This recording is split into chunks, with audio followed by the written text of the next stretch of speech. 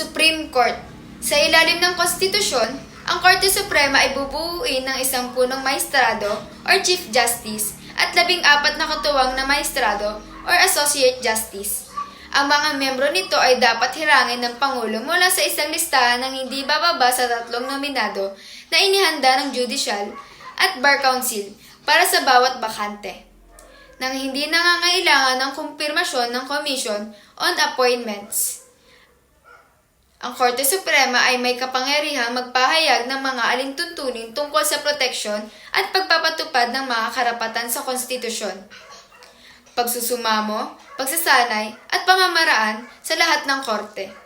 ang pagtanggap sa pagsasagawa ng batas, pinagsamang bar at tugol na legal sa mga mahihirap.